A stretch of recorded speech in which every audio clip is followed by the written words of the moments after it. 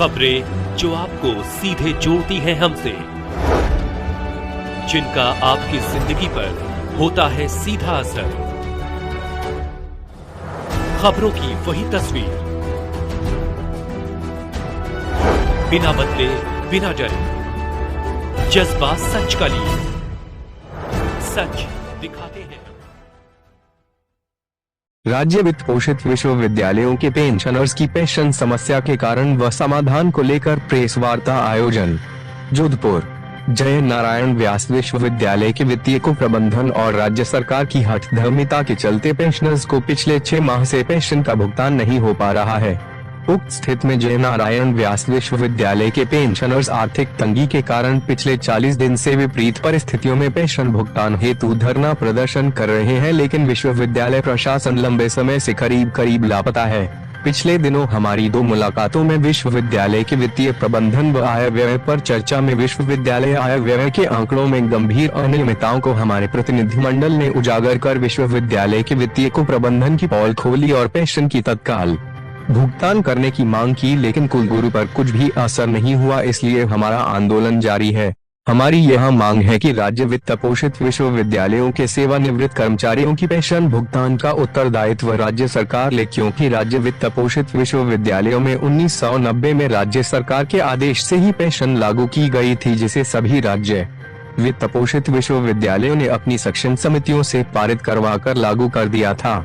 सभी विश्वविद्यालय अपने अपने सेवानिवृत्त कर्मचारियों की पेंशन का भुगतान लंबे समय से विश्वविद्यालय आयत तथा ऋण लेकर करते रहे हैं, परंतु पेंशनर्स की संख्या बढ़ने व साथ साथ पेंशन भार बढ़ने के कारण अब सभी की आर्थिक हालत इतनी दयनीय हो गई है कि किसी भी प्रकार से पेंशन का भुगतान कर पाना संभव नहीं है।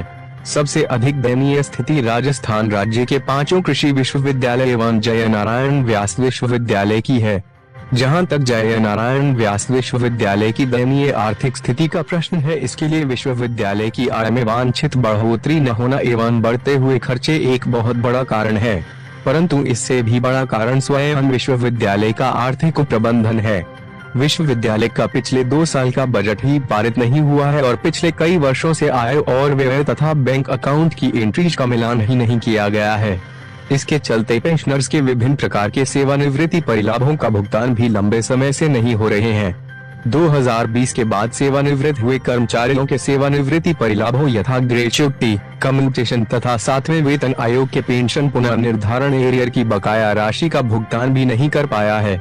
यह तो स्वावेदित है कि विश्वविद्यालय एक राजकीय शैक्षणिक संस्थान होने के कारण छात्रों पर अतिरिक्त भार भी नहीं डाल सकता, इसलिए शुल्क भी बढ़ाया नहीं जा सकता और राज्य सरकार के आदेशानुसार छात्राओं SC पराहिके की फीस या तो माफ है अथवा नगण्य है।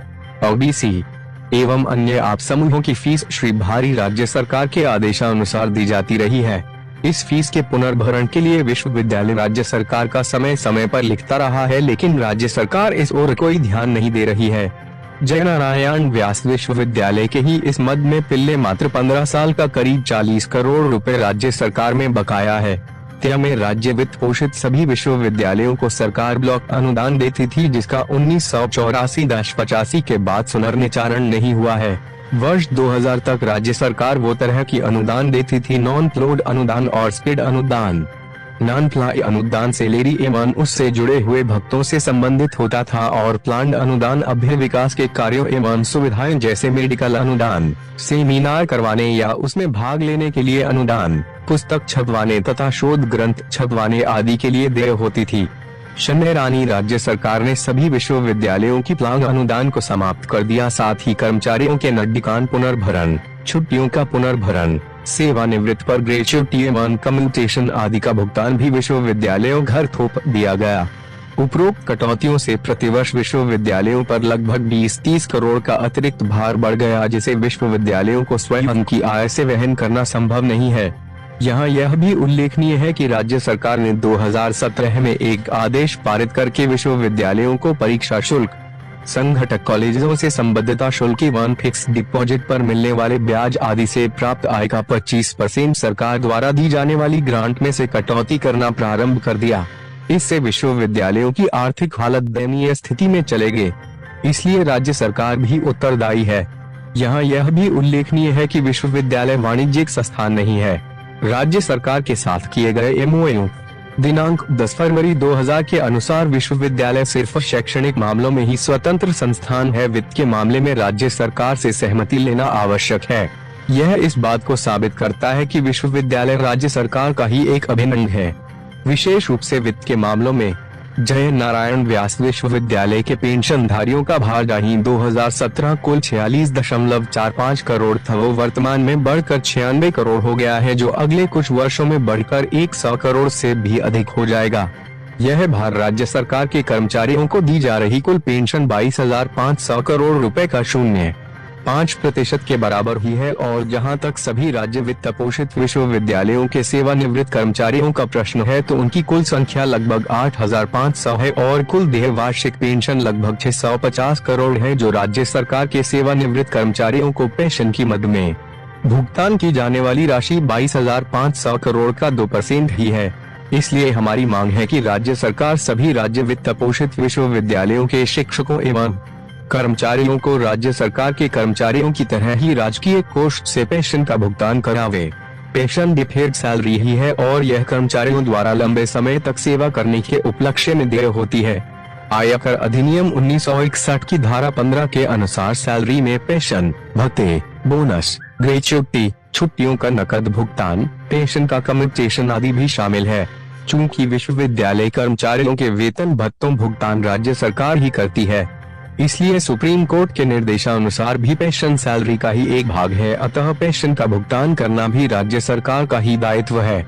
यहाँ यह भी उल्लेखनीय है कि जब निदेशालय कॉलेज शिक्षा का संपूर्ण शिक्षण कार्य विश्वविद्यालयों के अधीन होता है और जिसके कर्मचारियों की पेंशन स्वागत है। क्योंकि मैं इस विश्वविद्यालय का विद्यार्थी रहा हूँ, शिक्षक भी रहा हूँ, शिक्षक संघ का 6 वर्ष तक अध्यक्ष भी रहा हूँ, सिंडिकेट में 4 बार सदस्य भी निर्वाचित रहा हूँ और कुलपति होने का भी मुझे अवसर मिला था। लेकिन पिछले सालों की जो स्थिति देखते हैं, वर्तमान समय में इस विश्वविद्यालय की स्थिति बहुत ही दयनीय है। बड़ी भयावह स्थिति बनी हुई है विश्वविद्यालय की। राम निवास ने बताया कि कुलपति जी 1.5 महीने के बाद आए यहाँ। रजिस्ट्रार जो है जयपुर में अधिकार रहती है, यहाँ आती है तो 1 घंटे के लिए अपने ऑफिस में आती है, इसलिए विश्वविद्यालय का अभिज्ञ अधिकारी है। राज्यपाल जी को, मुख्यमंत्री जी को और हायर एजुकेशन मिनिस्टर को और उनके संबंधित अधिकारियों को पूरी सूचना दी जाती है और साथ ही साथ ये लिखा जाता है कि विश्वविद्यालय में न तो कुलपति महोदय आ रहे हैं, न राज्यपाल, न रजिस्ट्रार और न ही फाइनेंशियल कंट्रोल, परंतु उस पर बिल्कुल भी कोई भी कतई कॉग्निजेंस नहीं ली जाती। इसका मतलब राज्य सरकार यही चाहती है कि यहाँ के अधिकारी वहां नहीं जावे, तो न तो अधिकारी आकर हमको पूछते, न राज्य सरकार को हमारे यहाँ के लोकल प्रतिनिधि में जो कैबिनेट मिनिस्टर है गजेंद्र सिंह जी शेखावत साहब के द्वारा, हमारे यहाँ के कैबिनेट मिनिस्टर है जोगेराम जी पटेल साहब के द्वारा, यहाँ के एमएलए हैं अतुल जी भंसाली द्वारा, देवेंद्र जोशी द्वारा और पूर्व जो महापौर है दामोदर जी के द्वारा, ये सब बातें राज्य सरकार तक व्यक्ति से पहुंचाई गई।